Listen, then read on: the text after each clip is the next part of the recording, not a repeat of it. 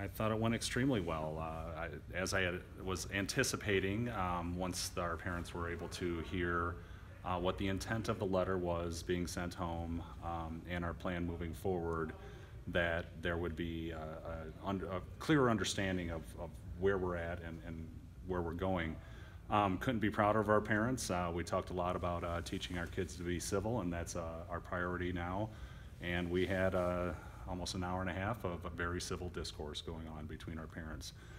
It's a sensitive topic, and that's understandable, but our parents, I couldn't be prouder. And it gives me a great sense of optimism going forward that we're going to really raise the bar when it comes to our students' civility and being good to each other.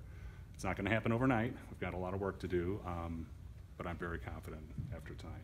Basically, I believe people that read the letter one way, and I certainly understand, was that there was this, everything in the letter was centered strictly on our LGBTQ community, and that was never stated in there, and it was never the intent.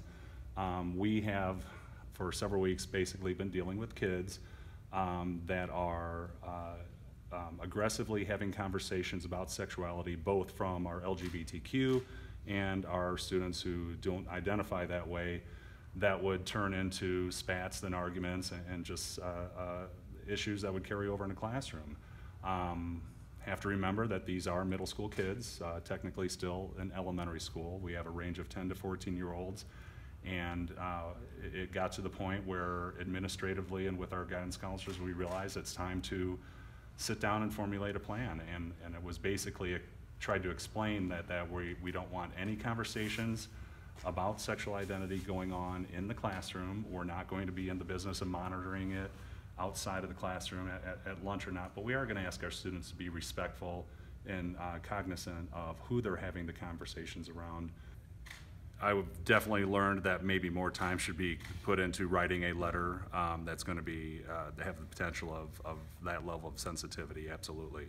But you know, to address your question of whether or not we were asking for a timeout, that was the intended purpose in the last paragraph of that letter, is that tomorrow we're at a point that something needs to be done, and tomorrow our administrators and guidance counselors are going to meet and develop a plan to address it.